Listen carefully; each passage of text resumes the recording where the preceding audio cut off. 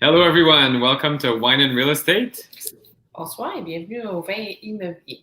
So tonight we're really excited. We have Harry James joining us.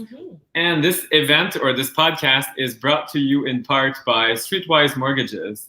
Exactly. So Streetwise is a multi-award-winning mortgage brokerage that services real estate investors across Ontario. Yeah, and we work with Streetwise Mortgages for our deals. And we know Sarah Larby, who works with Harry, also works with Streetwise Mortgages. So if you're looking to grow a real estate portfolio to replace your income, supplement retirement, and enhance your overall returns, the Streetwise team can help you develop a financing roadmap to scale up. They cover everything from capital sources, deal structure, opportunities to maximize your borrowing power, to mapping out your future financing. Streetwise works both with clients who are starting out on their investment journey, as well as sophisticated investors with multi-million-dollar portfolios. And they have access to capital sources, including traditional, alternative, and private funds, and well-versed with the various investment strategies, including buy and hold, which is what we do, buy, renovate, refinance, rent, repeat, multi-residential, we do a lot of that as well, rent-to-own, assignments, construction financing, which is something I think Harry does here, and student rentals. So to book a complimentary planning session with a Streetwise income property advisor, go to www.streetwisemortgages.com or email the team at info@streetwisemortgages.com. And that's it. Welcome, Harry. We're really happy to have you on. It's a pleasure to be here. Thank you. So we brought you on, like I said, before going live. We just wanted to have a casual conversation. I really enjoyed your interviews with Sarah Larby and the Right Club. And just, yeah, I'd like to hear firsthand what you're doing and your philosophy and your fourth grandchild that's coming up. That's great. Yeah, it's great. It's very exciting. It's hard to believe. It's surreal. You kind of walk by a mirror and say, who is that guy? It doesn't look familiar, but I actually just celebrated my 60th birthday with my family not too long ago. So yeah, it's a pretty cool chapter, and it's pretty exciting to have grandchildren in your life. That's for sure. Yeah, it's something to be cherished for sure. At some point for us as well, actually, probably in not that long.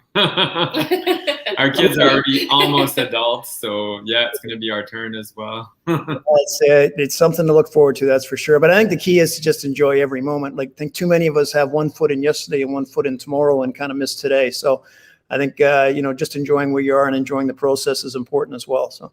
Yeah, that's so true.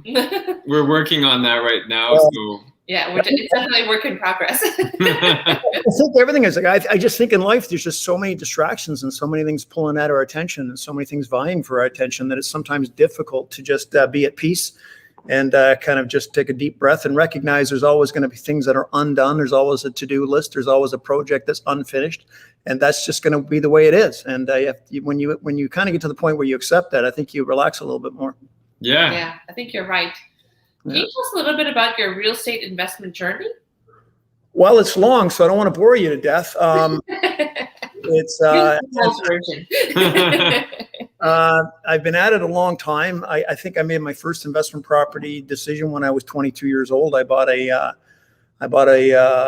condo in Scarborough, Lebovic Homes at Meadowvale and 401. I put $1,000 down. It was $78,000. And I was scared to death. As a matter of fact, I tried to back out of the deal, and a very nice salesman said, you know what, this will be one of the smartest things you've ever done. Wow. So I stuck with it. Lebovic gave us $77,500 mortgage back at the time. I think it was at 6% or something. And I got married shortly after that. I got married when I was 23, and Lynn and I moved in. And I think I was maybe clearing, $1,200 a month. I think the condo was costing me $1,100. I mean, it was crazy. I didn't have enough left for anything. I didn't even know how I qualified. And so how I kind of got turned on to real estate was we couldn't really afford to live there. It was really choking us, and I couldn't sell it. So I came up with this thought, well, why don't we just rent it and we'll find a basement apartment somewhere, and then maybe one day we'll be able to sell it and make some money. And I remember finding a guy, it was called O'Toole's, the guy that managed the O'Toole's pub. Him and his wife rented it. They paid me a large amount of money, enough to pay the mortgage and put probably $100 in my pocket. My wife and I found a $375 a month basement apartment. I mean, the laundry room with the water tank was our kitchen. Nice. Kept you warm. Yeah. But here's what happened to me though. So while we're living in this basement apartment, I said, you know, we really should buy a house. So we bought a townhouse in Unionville with a 9-month closing date because I didn't have any money. And I thought, okay, in 9 months, I was in sales, so I liked the healthy pressure. I thought, well, maybe I can make enough in commissions to save the down payment. So we committed to this townhouse with a 9-month closing date. While I had committed to the townhouse, I think we paid $86,000 for the townhouse in Unionville. Wow. While I had committed to the townhouse and I owned the condo, the real estate market went nuts. It just took off like wildfire, almost like it is today, white hot. And I remember all my friends thinking I was some kind of real estate guru that knew what I was doing. I swear it was just pure luck. Didn't have a clue what we're doing. Frankly, moved out of the condo because I couldn't afford it. But it kind of the light went on. So we have then $170,000 worth of assets in our name that were going up at a lightning pace. I made a lot more in real estate than I was making working. And then I thought, you know, maybe we're on to something here. So that was what started and propelled the journey. And from there on, we've always had multiple properties, always stretched ourselves. My philosophy in a nutshell has been this. I've always tried to make myself poor for things that go up in value. So I'll you know how people stretch themselves for fancy cars or vacations, old watches? Mm-hmm. I didn't do that, but we did stretch ourselves for real estate that probably often we could not afford. And I always thought, well, what's the worst that's going to happen? I'll sell it. Yeah. But speaking, we found a way to pay for it. And other people, OPM, other people's money through renters always paid it down. So we've done a lot of deals over the years. And thankfully, it's the reason we've been able to, you know, raise 4 children, enjoy the journey, build some net worth, and mostly by hiding money from ourselves. I've never been one to have a lot of money, but I've always committed to assets that other people pay off. And that's how my wife and I thankfully have built a respectable net worth. Oh, that's awesome. That's a great story. And I think that you just basically showed that you're willing to do a lot of things that other people weren't. Yeah, and that's the key to most success in life is do what others are not willing to do. So. Well, it's interesting you say that. I just shot a little video on my Instagram and I said, you know, people will come up to you and say, you know, it must be nice. It must be nice to have that property that other people are paying off for you. Or it must be nice to go on vacation, or it must be nice to take a Friday off. And, you know, I'll often say, yeah, it is nice. It really is. But I said, you know, what's not nice is the price that has to be paid. Yes. And, you know, it's the constant ambiguity, anxiety, uncertainty, pressures, feeling that you're a salmon swimming upstream. It's worth it. But that price that all entrepreneurs pay when you're in the game and not in the stands, I think that's the kind of the piece of the iceberg below the surface that other people don't see. Yeah. And there's nothing wrong with a guaranteed salary and watching Netflix and having no pressure in your career. That's great. And lots of people choose that path, and that's a viable path. It's not a path I personally would choose because I don't mind the pressure and the ambiguity to achieve some things that are important to me and my family. But I think people do miss out on that piece that you know, folks like yourself pay in order to go the road less traveled. Yeah, and the freedom. Like we just went through a series of selling properties, buying properties, refinancing. And then now we're like, wow, we're actually in a good financial, we're in a good position to buy some stuff and maybe, splurge a little. And then we'll go on our next buying spree of stuff we don't know how we can afford. And then we're going to be suffering for a while. And then, okay, now we can do this. We can have a house down south. Like, so it's not easy, definitely. And I'm glad to hear someone else say it. Some people are like, oh, this is great. We just buy this, buy that. And it's super easy, but no, you're dealing with tenants as well. So no, are amazing, but it's great to hear you to say that, Francois. The truth is, I've found it's not easy. I've found like any business, you've got to apply yourself. You have to learn. You have to take your lumps. You have to have your downside. But in anything in life, perseverance truly does pay off. And it's interesting. I have the chance to counsel some people that are coming up, and you know, it's really nice. Even like when you're in the grind of life, you know, raising 4 children, coaching, trying to cut out a family vacation, paying bills, all those things. When you have a real estate investment, when you have something outside of just your regular, you know, paying your bills and so on. Psychologically, let's say you go out to dinner with your wife. My wife and I always try to date. We've been married 37 years now, so we always try to make sure that we try to keep things exciting. And one of those things is make sure that we date each other. But let's say I would splurge on a really nice restaurant, a really nice night, maybe go down to Yorkville and stay the night. And let's say I put $1,000 or $1,500 on my American Express, money I didn't have, money. Yeah. It was an investment in my marriage. People, it's funny when you're dating, you go out for these dinners you can't afford. There's no budget. But then you get married and all of a sudden you become really boring and start buying Tupperware. So anyway, it's no wonder everybody else looks so much more attractive. But anyways, you go out for this dinner, but psychologically in my head, I think, yeah, I just spent $1,500, but my real estate property went up $5,000 this month. So I'm still net ahead $3,500. Do you know what I mean? Like you don't feel like you're going backwards. And that's one of the cool things about being in the real estate game is you kind of play these psychological games with yourself that creates some sanity as you're kind of creating that balance between working and trying to live a life. Mm-hmm. Yeah, that's so true. So you started out with a condo and then the townhouse. Were you kind of like building up a strategy at that point and kind of do you have a strategy? It was survival. I didn't have a strategy at all. I graduated grade 13. I started working at Canada Trust full time when I was 18. I've done all my education part time. I've always been driven, probably like a lot of people that are listening now, and a lot of people that go to workshops, seminars, read books, are involved in what I would call trying to become the best version of yourself, optimum performance, trying to grow as a human being. I was always wired that way. So when I was a kid, I was an entrepreneur. I had a paper route when I was 10, selling soap when I was 12, selling pots and pans when I was 14. Selling marketing. Like I had a telephone that cost me $60 a month, and I started a photography studio when I was 15, even though I didn't have a camera. So I had all these kind of, I wanted to be in business. And so I think that kind of drive to want to be self-employed, do something, kind of gave me the energy and the focus to learn real estate as I went. And it probably wasn't until I was, I'm going to say, in the early 90s, 1993, when I bought the old town hall, which I'm sitting in now, that I probably created more of a true philosophy, criteria, vision that gave me a much more efficient way of building wealth and making better decisions. But up to that point, I probably groped around in the dark, to be honest. Oh, okay. Yeah, it is kind of, you're in, it looks like you're like in a theater or... I have what's called the Live Real Factory. If anybody's interested to go to liverealfactory.com or harryjamesenterprises.com, we have a little boutique event center. And it, frankly, like a lot of things in my life, was born out of a failed restaurant. I lost well over $1 million in 3 restaurants. Oh. This was one of them. I was turning away people Friday, Saturday, Sunday, and then giving it all back the rest of the week. And finally, I thought, you know what? This isn't working. I mean, it's interesting when sometimes you're in a bad business situation, bad real estate deal, and you get into this mode of next week's going to be better. Next week's going to be better. The new chef will really make it happen. The new menu, the entertainment, the new waitress.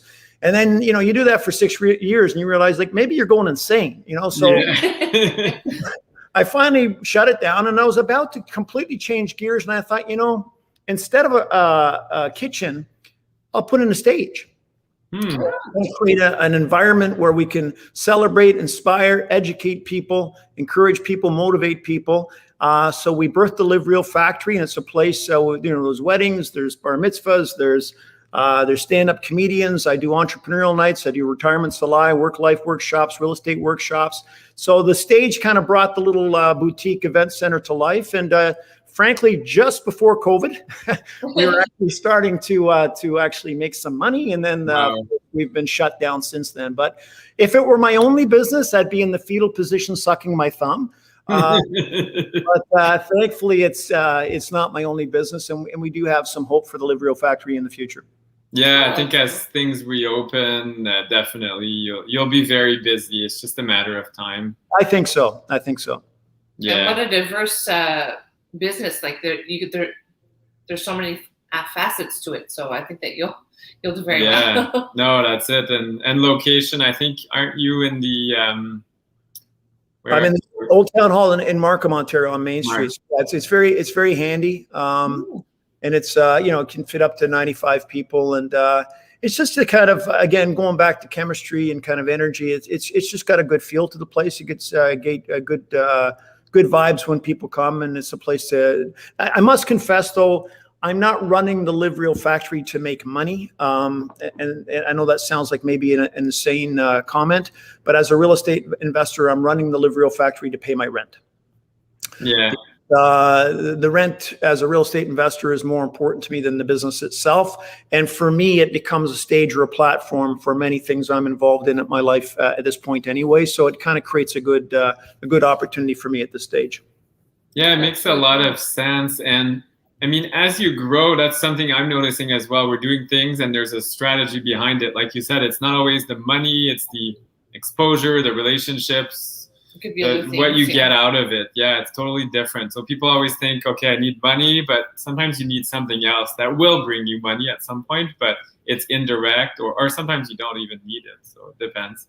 I agree, and it's interesting you say that. We just finished a project called Red Brick Lofts. Again, it's online if anybody wants to look at the pictures of what we did with this 100-year-old building.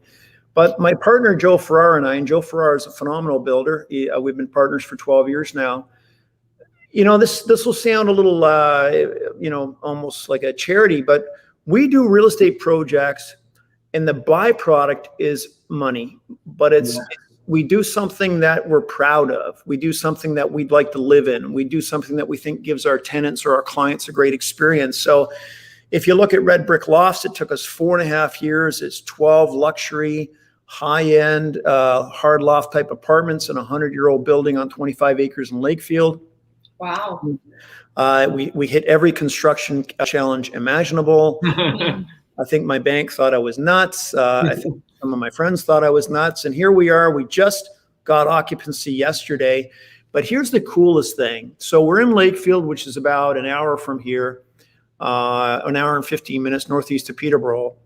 And in the middle of this field, 25 acres, we build these lofts. And out of the air, I say, the rents are going to be somewhere between $1,750 per month and $2,950 per month. And we're not going to compromise on the rents, because I truly believe that someone's going to see our vision and validate our vision. Yeah. And we've done everything you could. These look like luxury condos. And what's really, really cool for us, and for me in particular, in terms of pulling those numbers out of the air, is we've got 70% occupancy now. Everybody that's moving in is raving about it, and nobody tried to negotiate the rent. And when you have kind of a 4.5-year journey be validated by coming saying, wow, really appreciate what you've done, appreciate the quality, the energy, the finishes, the little things like the drinking taps or the barbecue pits or the barn that has a covered area to eat with your family with white lights, all these little things to create a multi-sensory experience for the tenants, to see people embrace that and almost thank you for it. That's cool. It was well over budget, but the byproduct is, it's worth a lot more than we put into it. And as you know, as real estate investors, with the income coming in, the capital income makes the building worth a very significant amount more than we invested in it, which makes it easy for us to get conventional financing. So it's all come together, I guess is what I'm saying. But the driving force was not, hey, let's make money. Yeah. We'll see if we can get 10 pounds of sugar in a 5-pound bag. Similar project we have in Cobourg. We're building 10 triplexes on a very nice piece. It's our third project on the water in Cobourg. And our architects, Petrov, said, you're only going to put 10 in here? Yeah, because you probably have space for way more. We had space for way more. And they said, why would you only want to put 10 here? And we said, well, we built the condo next door. We don't want to ruin their view. Yeah, imagine that. This is a beautiful beachfront community. We want people to have really nice spaces where they can sit on the rooftop patios and enjoy their lifestyle. Yeah. And Petrov said, and again, it feels great, and maybe it's a little bit commercial about how we operate, but they said, you know what, it's refreshing to work with guys like you. Most people are just driven by the cookie cutter, get in, get out, maximize the profitability. And I think for Joe and I and Harry James Enterprises, it's more of to sound a little airy-fairy, it's more of an art form. We're proud of what we create, and we want to create things that people truly enjoy and can make memories in. Oh, that's so refreshing. And what a diverse bunch of projects that you've done. How do you choose what kind of projects you're looking at doing? Well, Sarah just pushed me into a what do you call it? Tiny cottage place. So that was her. That's exciting. No, I would say we choose. Again, does this sound funny? Gut feel, chemistry. If I walk on a property, there's a certain I get a vision for what I think I can do with it. Would I live there? I look around the surroundings. Is there's things I can change and there's things that I can't change. So when I look at a building, a house, a cottage, a place down south, wherever I may be in the world, I look at the things I can change. And if the things that I can't change really turn me on, it's probably something that I want to do. And then, of course, you do your typical analysis of, what's it going to cost you to build or what's it going to cost you to renovate. And I started like any real estate investor. And that's one of the things I want to say to encourage anybody that's listening. It doesn't matter where you're starting. It doesn't matter how much money you have, how much education, how connected you are. The only thing that separates you and somebody that's doing something that you want to do is a little bit of time and perseverance. And I truly believe that from all my heart. I started buying, renovating, holding. I'm a buy and hold guy. The only thing I regret in real estate is the stuff that I've sold. So that's how you build wealth, in my opinion. Buy, hold. And as you do that, the time goes by and the formula works. But you need to have the patience. What a lot of people do, and a mistake that I've seen, people buy, they do something magical. I'm up $100,000. I'm up $200,000. Okay, so let me understand this. You just sold $1 million asset that somebody would have paid off for you over the next 20 years to have $200,000 as taxable in your hands. What are you going to do with the money? Yeah. Or you're going to find another real estate deal. Now you got to pay legals again, land transfer again. The people, you need to have a long game. And everybody needs to look in the mirror and say, what do I want out of life? How much wealth do I want to build? What's my definition of success? Is it $1 million a year? Is it 100,000? Is it a 10,000 square foot mansion? Is it a castle? Don't worry about anybody else's thoughts or opinion. What matters is the person in the mirror. What are you trying to do and why? And the minute you answer that question, that gives you the fuel, the desire, the drive to start to go out and start to make the little decisions to make those things happen. You're so passionate about it. I just love to hear that. Well, it's so true because some people go in and it's just about money, but it's like you said, what do you really want to do? Is it the castle? Is it the freedom? Like for us, it's very basic. We want rest. we want to just rest. We're in our 40s. We just want rest. I don't care about the car, the house, the trip, nothing. If I can go to sleep and rest, I'm going to be very happy. Not rest in peace as in dead, but just be peaceful and enjoy life. So I think it's so true. But in your 20s, you're driven. I remember I was like that, like, let's do this and go crazy and wild. And now we're like, I don't know. Is it worth my time and effort? And am I going to make a difference in people's lives? I think it's huge as well. You mentioned that earlier, like creating something lasting for generations. That's really neat. Yeah. And, one of the things that you said, though, that's kind of cool. You're saying, I want rest, I want peace. I think the problem is, and I see this with a lot of people, many people, unfortunately, don't have the intestinal fortitude to live their definition of success. They're looking to the left, they're looking to the right, they're looking to their brothers or sisters, their coworkers and social media and saying, oh, that's what I'm supposed to want. Well, no. What you need to do is take the time to look in the mirror and really figure out what you want. And the bigger question is why? Because once you know the why, that again gives you the fuel to go out and pursue whatever that is that's important to you. When you don't figure that out, like I've always believed, it doesn't matter what venture. It could be real estate. It could be selling cars. It could be, building a medical practice. As you're going down your journey, you have to figure out exactly what it is that you're doing and what the end game is. And once you figure out what that end game is, all the rest of the pieces come together. But if you're just kind of flopping along and circumstances are dictating your direction, then you're not going to be consistently heading the way that you want to go. That's so true. Yeah, and we're currently like going through our portfolio and refining. So we did buy some stuff. We're like, oh, let's go this, let's do this, let's do that. And now we had stuff everywhere. So we're kind of refining that. And that will bring us our rest and peace because we're not having to run around everywhere because everything is more focused, like you're saying. So you mentioned earlier you do some coaching. So how did you get into that?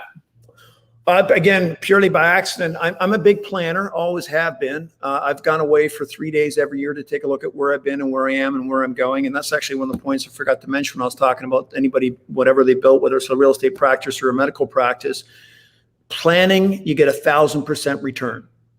If you have a crystal clear plan of where you're going and all the key areas of your life, and the 4 key vital signs that I ask people to focus on are their relationships, their spiritual journey, in other words, their meaning, their physical health and vitality, and their finances. And when you take the time to step back and in every one of those quadrants decide what's important to you and how you're going to get there, you come up with a game plan, a playbook. And if you have a game plan and a playbook, here's what's key. Here's what doesn't happen. Most people get up every day and they have 1,000 decisions to make through the day. Most people without a playbook and without a plan are making those decisions based on circumstances or emotions. Now, if you're making decisions based on circumstances and emotions, every day your circumstances and emotions are different. One day you feel really positive and up, you feel like you can negotiate New York City. The next day you're in the fetal position, sucking your thumb, feeling like the biggest fraud. So you're not going to make the same decisions on those 2 days. However, if you have a crystal clear plan, a playbook, you've answered the question why, and you know exactly where you're going, no matter how you're feeling, you will make the consistent decisions to take you in the direction that you truly want to go, regardless of your emotions and regardless of your circumstances. Unfortunately, most people don't take the time to do that. So what they're always doing is they're always going back to the start line. They get so far and then they retreat, so far and then they retreat. They never break through that fear. They never stay consistent, heading them towards what they truly want out of life. And then unfortunately, as I often say at my retirement workshop, many people get buried about 30 years after they die. And, that's as a result of just existing and not truly living. Yeah, no, it's so true. I think I'm going to have to re-listen to our It's very deep. No, but that's so true. Well, and so how I got into coaching is just that. So when you accomplish, you guys know, you got a fantastic podcast, you're helping people, but when you step out and are happy to share some of your successes and failures, because I've got my black belt in failures, people often will say, can you come and speak? So I spoke at conferences across Canada. I spoke at different places and to large audiences, to small audiences. And often people wanted to know, Harry, how did you build a life while you were building a business? In other words, they were more interested it was kind of cool that I built a success, an above average success in a certain field of endeavor. But what they wanted to really know is, how did you do that and coach all four kids? How did you do that and make sure you always dated your wife? How did you do that and take 6-8 weeks vacation per year? How did you do that and stay in relatively good shape? My philosophy is, you can have your cake and eat it too. We can. Yeah. I don't know who told us we can't. Mm-hmm. Efficiency and effectiveness is a lot more important than how long you wander around the suit trying to look important. That doesn't impress me or anybody else. And net worth is not a reflection of character. So depending on what your values are, depending on what you're trying to get out of life, there's things that I've learned that are laws, that are truths. Number one, if you want money, give it away. Be incredibly generous. Yeah. Generosity is a cornerstone to most successful people on the planet. Secondly, gratitude. You've got to be incredibly thankful for the tools and resources that you have. The more thankful you are, the more positive things you draw into your life. Gratitude and generosity are not Harry James's little, theory. Mm-hmm. Anybody listening now, anybody that cares to investigate this and challenge what I just said, will find that those common denominators exist.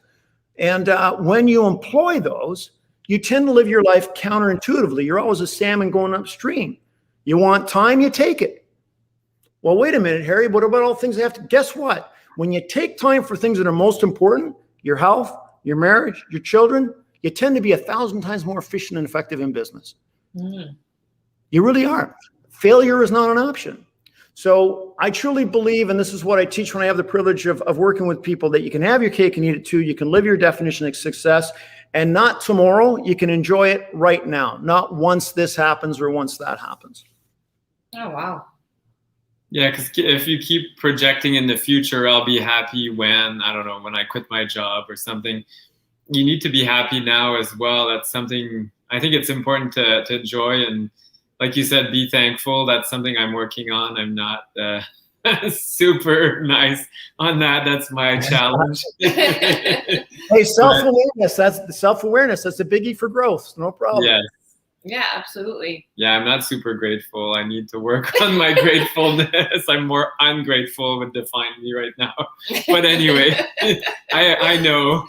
Jennifer's. Well, I'll say this too. Look, happiness is a choice. Contentment's a choice. I'll give you a quick example. So in 1993, my net worth was pretty well zero. I had above average six-figure income. I had lots of children. I had my wife chose to stay home to raise our children. And in 1993, I opened up on Main Street, Markham. It cost $6,000 a month to open the door. I ran my business on a line of credit. $6,000 to open my door without taking out a nickel to pay my bills. I needed $100,000 a year to live. I had a red Taurus station wagon. I had a decent reputation. I had a lot of desire and a lot of hope for the future, but I didn't have a large net worth. I didn't have a large income. And I can tell you in 1993, when I got in that red station wagon and I left my house to go tell my story and to build my business brick by brick, I had never been happier in my life, and never been happier since. And don't get me wrong, I love my life right now. I love this chapter. I'm looking forward to, I believe retirement's live. My best deals, my best health, my best everything is ahead of me, not behind. But I'll tell you, it's at that point, I was just as happy, if not happier, than I am at this moment. So it's about mindset. It's about perspective. If you're waiting for something to happen or waiting for a certain net worth or waiting for a certain circumstance to take place, you're burning your most precious asset called time. And there's the only thing worthy of a vault is time. Yeah, there's nothing, you can't replace time. It doesn't come back at all. No. That's so true. And we all waste a lot of it. Oh my goodness, yes. Yeah, we do. And on all the wrong things. That's so true. So you said that one of your things that you regretted the most in real estate investing was when you sold. What would you say would be the worst mistake maybe that you made? Oh, I made a really big mistake that, again, it was very painful emotionally. It was very painful financially. So I'll take you back to about, I guess it was 96, 97. I was doing a large project. First one my wife and I had ever done. I sold, sorry, I shouldn't say I sold it. I partnered with a gentleman to build 18 townhomes in Cobourg on the water. They're beautiful. You can actually see them on my website. And they're gorgeous. I'm proud of them. I remember him calling me. I was on the road. And this is just a result of doing real estate deals. A client of mine referred me to him. I was just doing your typical real estate deals, and this is what led to development. He called me and said, I've got this piece of land in Cobourg. Now, I had started investing in Cobourg a long time ago because I couldn't really afford Toronto, so I took a compass, but it shows you how old I am, and I went 60-mile radius from Toronto, and I said, I'm going to find places 60 miles close to Toronto and start investing there. So I started investing in Cobourg.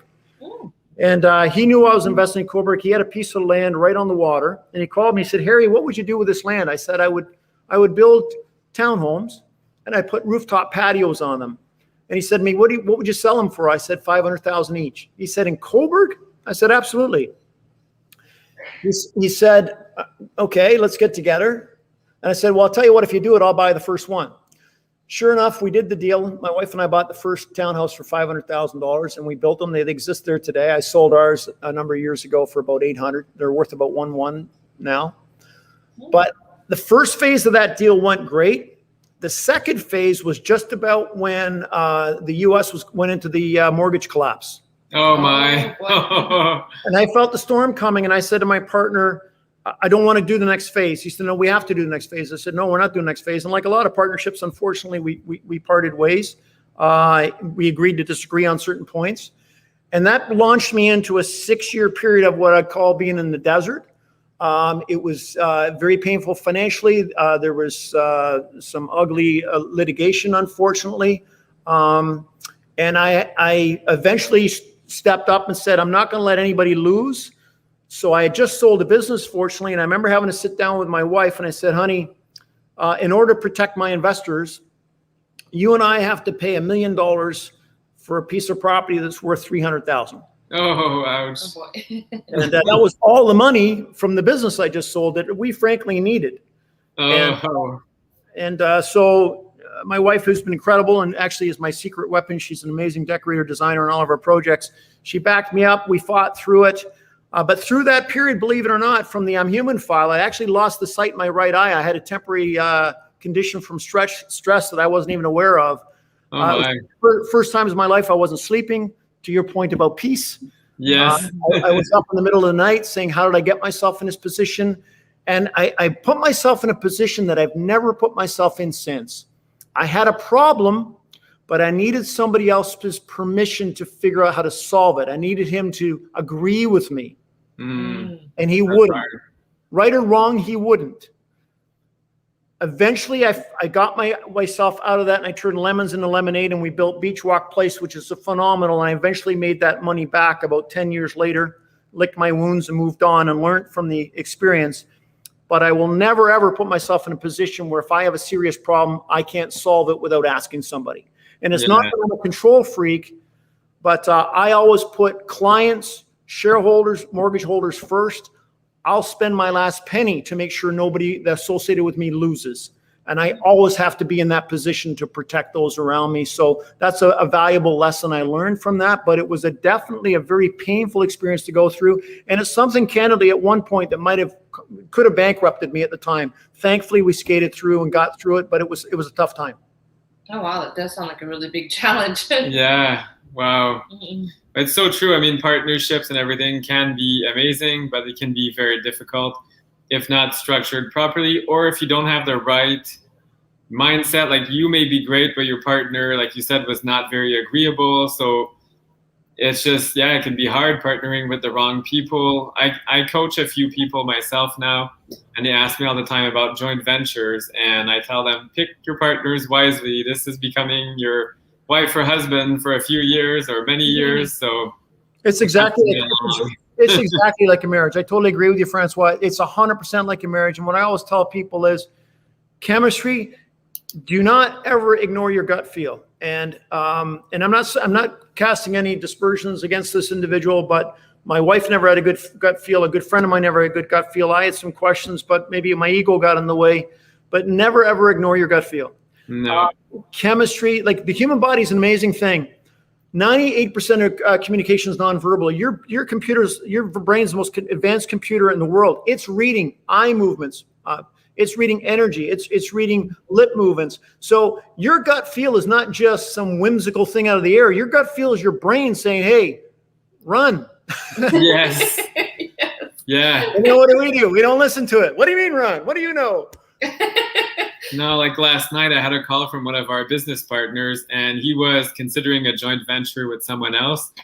And then he's like, well, this person was asking for this and for that and a much bigger share, and it just kept growing and growing. I'm like, this is the starting point. Like, this is best behavior. Imagine when stress kicks in, I don't know, you got a leaky roof and tenants moving out, like it's just going to go worse. So run, like you said. Now's the time to run. It's not the right person. True character rises to the surface. Let me ask you guys a question. Have you ever met anybody in your life that can't handle winning? Have you ever met anybody in your life that can't handle splitting up profits? No. Yeah. True character comes to the surface when you're divvying up losses, you know, and that's when you find out what somebody's truly all about. And that's what I can say about my partner, Joe Ferrara. We've split up some pretty ugly losses. We're very close friends. We travel. Our wives are close friends. We have a great time. And it's all about perspective. And thankfully, we both see it for what it is. It's a monopoly game. Health, family, life, relationships, legacy, those all things are 10 times more important than the monopoly game. Yeah, I play to win. I take it seriously. I think I'm pretty good at it. I study my craft. But I'm not going to have monopoly steal my joy.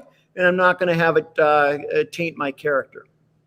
That's a great philosophy. We've learned the lesson the hard way as ourselves. Oh yeah. So yeah, not letting it ruin. Yeah. What's the worst? Now that's the question I always ask more and more. What's the worst case? We're still alive. We just walk. I mean, if things fall apart, there's nothing left. We're just gonna walk somewhere warm. So Somewhere warm. Because in Canada, I mean, in winter, if you have nothing, you will die if you're not dressed appropriately. That's but right. we could walk to Florida. We'll still have our passports. So yeah, if we lose everything, but hopefully we never get there.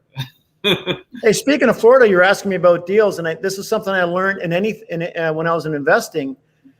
You make money when you lean into and jump into the highest degree of pessimism. So when that mortgage meltdown did happen in Florida, in the U.S., I hopped on a plane and went to Florida, spent 4 days there in a Holiday Inn, and bought 3 or 4 properties for clients. I couldn't afford it, but I did buy one for myself. But that was cool because I actually jumped in and did something I was mentally trained to do, which was to go into the eye of the storm and make things happen. And that paid off very, very well. And that actually got my wife and I a foothold in a nice vacation property, which we always dreamed of for our family. So that worked out well for us too.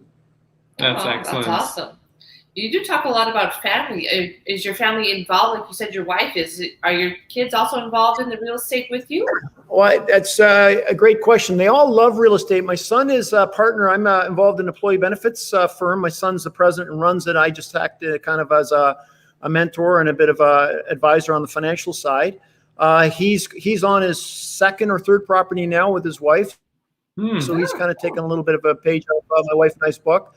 My daughter and her husband have got their first property too.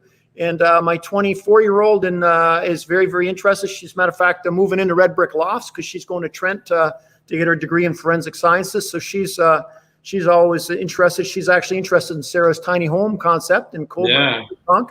And my 19-year-old, she's off to Western this year, so she loves enjoying our real estate so far. But whether she's going to want to get involved, but I'm a big fan when it comes to children, and I don't give advice on marriage or raising children, just for the record. But one of the things I've always tried to do with my children is I want them to walk their path, and create their own success. My son created his own success. As a matter of fact, my son came to me. What's ironic is he created great success in business and then came to me and said, Dad, why don't I build this under your banner?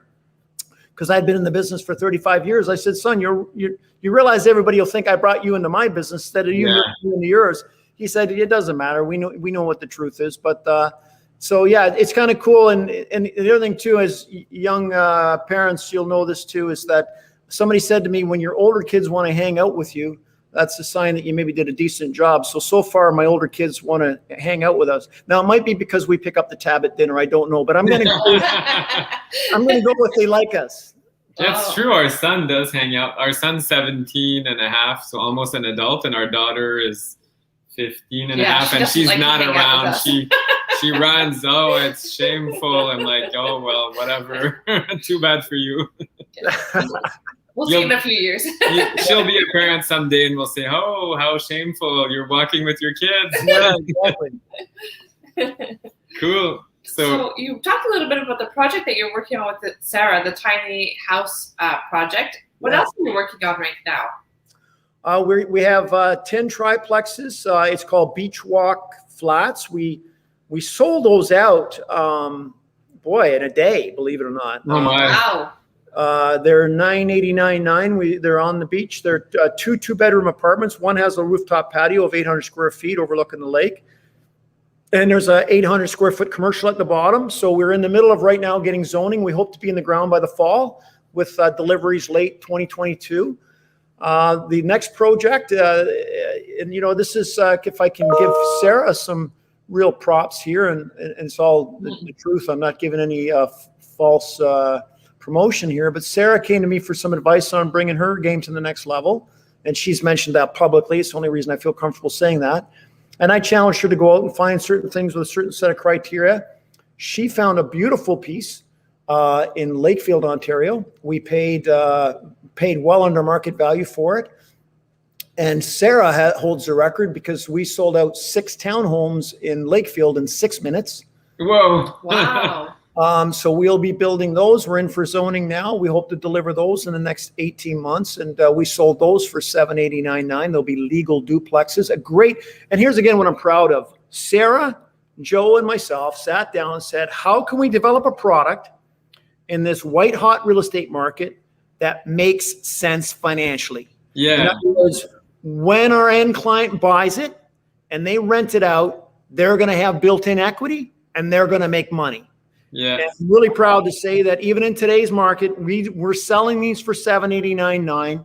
On a capped basis, they should be worth at least $900 when they close, and they will very nicely cash flow at about a 5-6% cap rate when they rent them out.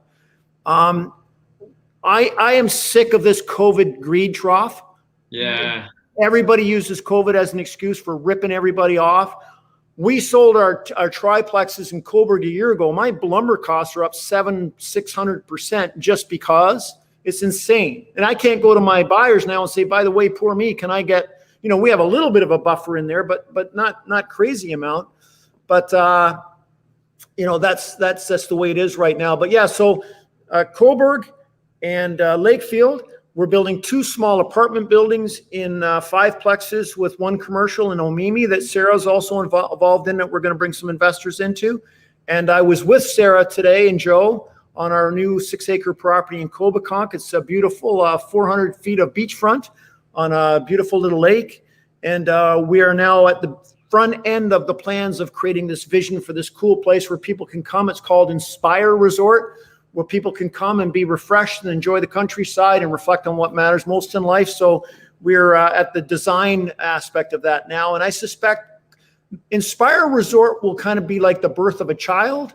6 acres, I would say the first phase probably over the next 24 months. And then, it'll kind of evolve over probably a 5-6 year period in terms of putting little cabins in and enhancing the overall experience.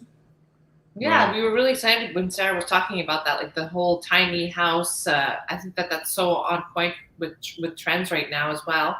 And I think that's something that people are looking for is that experience that I think that you're going to be able to offer with the theme. Yeah. Yeah, I always try to, with real estate investors, if somebody asks for my advice today, I always say, look, and this is what I told Sarah, try to find the laneway that's not crowded. Like I've never... Yeah. I don't think I've ever done a multiple offer in my life, and I won't. Really? Wow. To me, that's gambling or speculating. It's not what I do. Mm-hmm. So we tend to create things that don't exist, or we'll go in the laneway that's too small for the big guys and too big for the little guys, or we'll go to markets that are outside that nobody's kind of thought about yet, or for example, in the middle of COVID, I did 2 commercial deals, retail, because everybody thought they were going to pave commercial and retail was never going to come back. And again, that's an example of the high street pessimism. We picked up a couple of properties in the last 24 months that I'd say might be some of the best properties I've ever put in my portfolio. Why? Wow. Because everybody was so negative on commercial and so negative on retail. Yeah. Listen, human beings need to connect. Energy is real. You can't build culture through a computer screen. As much as I love talking to you guys tonight, I'd rather be in your living room. Yeah. This is not real. No. So I truly believe the human condition is such, and that's why I think the Live Real Factory is going to do well. People need to connect. People want to be with each other. So retail's not going away. Commercial's not going away. They're not going to pave downtown Toronto. Only if you need a personality transplant are you the kind of person that wants to work in your basement by yourself for the rest of your life. I can't imagine people want to do that really. And if people read the news at all, there's a lot of stores that did go under, restaurants. It's very sad. But there's a lot of chains that are opening up in Canada and aggressive plans in retail. So something's going on for sure. And massage therapy, think about it. I was speaking to our massage therapist, and they said they've never been busier because a lot of single people working from home, there's no human contact. So now you're paying a stranger to touch you. I know it's not quite the same, but it's still your body needs that. So well, people need community. Like I think that we're made for community. Like yeah. Even shaking hands. I'm a hugger. So, I know that might drive some people nuts, but at least shaking hands. Yeah. People enjoy that. It's a way of connecting. It's a way of really communicating with each other. So I believe that the world is not coming to an end. Human beings not only adapt, and survive, they ultimately thrive. Mhm. And what amazes me is every single time we go through some type of crisis, everybody thinks this time it's not going to be different. It's not going to be different. We're going to get through it. We're going to get through pandemics. We're going to get through tragedies. We're going to get through storms. That's the way human beings are. And yes, there's ugly parts of it. And we do have to adapt. And we do have to adopt a certain philosophy or perspective or attitude. But it's like I said when I coach kids, and it's what I say to adults today. Attitude is still everything. Your mindset is still everything. Always has been, always will be. Absolutely. That's so true. So thank you so much for joining us tonight. If somebody wants to reach out to you, what's the best way to get a hold of you? Well, I am on Instagram at Harry James Live Real. If anybody wants to help me get my following up to at least 25 or 30 people. I do produce 60-minute little entrepreneurial videos to try to encourage, inspire other small entrepreneurs, and it's just based on my true experiences. You can also get a hold of me through harryjamesenterprises.com or hj@harryjamesenterprises.com. So there's all sorts of different ways through our media to get a hold of us, but we love to share our failures, share our successes, and help the community at large continue to reach for their dreams and their goals and get to where they want to go. Oh, that's so awesome. Do you have any final words of advice that you'd like to share with people that are listening? I think probably the most important advice I would say is what I alluded to a few moments ago. When I was 17, 18 years old, downtown Toronto, I remember I was talking to an 80-year-old, and I actually wrote this up when I birthed the Live Real Factory. And they encouraged me to smell the coffee beans and to smell the roses, and that time was going to go by really fast. But they shared some things that were kind of sad. They said, you know what, at 80 years old, you know what I regret? I regret the things I didn't do. Yeah. I wish I didn't take everything so seriously. I wish I would have went for it. And I wish I would have lived a life more authentic to myself. In other words, too many people are putting on a mask and living somebody else's persona instead of being true to themselves. I was coaching somebody the other day, and I said to them, if you like wearing pink hats, wear pink hats. Yeah. If you like loud shirts, wear a loud shirt. If you like cowboy boots, go for it. You like rock music or classical, put it in your office. If you like flowers or poetry, put it up. Bring who you are into what you do, because that will create something called sanity. Your business life and your personal life are not separate. You are one and the same person. And the more authentic you are to who you truly are, with all your flaws, we all have flaws, we all have downsides, we all have vulnerability. But the reality is, the more authentic you are and the more authentic to the person in the mirror, I think the more relaxed you are, the better you sleep, the more likely you are to meet your goals, and the more true human connections you're going to have. They're going to sustain you, because the key to a long, healthy, happy life is not money. It's authentic relationships and great experiences.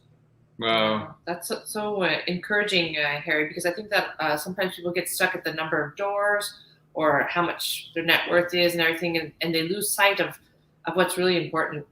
Absolutely. Yeah, because when all this burns down, if all the buildings burn down, which I hope it doesn't happen because it would be an insurance disaster, what's left?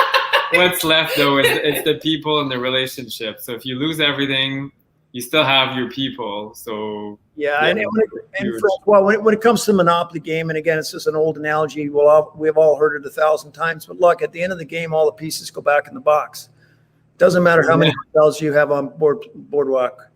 It all goes back in the box. And what remains? I've never been to a funeral where somebody talked about how great somebody was at negotiating. No. Who cares?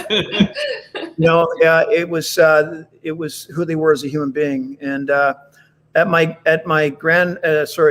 mother-in-law's funeral, and I'll leave you with this thought. I had the privilege of speaking, and I had read an analogy about the impact of a life well lived. Mm. Somebody said, if you go for a walk in a forest and you imagine a perfectly still black pond. Yeah. Perfectly still black pond, you throw in a tiny pebble and little ripples go out.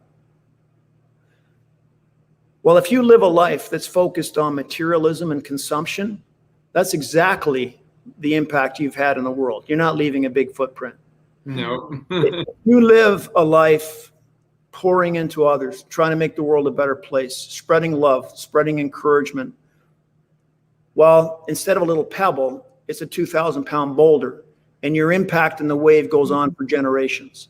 Wow. And that's the way I want to try to live my life, is to pour into other people unconditionally, care about other people unconditionally. As I said, net worth and education is not a reflection of character. We're all equal. Everybody's equal. Everybody deserves a leg up. Everybody deserves the best. And I think if we treat each other that way, the world will be a better place. Wow. Thank you so much, Harry. Very inspirational. What a great way to end this interview and podcast. Thank you. We did not have wine. For us, funny story to show like flaws. We're currently working through a move, and we were going to drink this awesome thing, but we packed away our corkscrew, so we can't open it.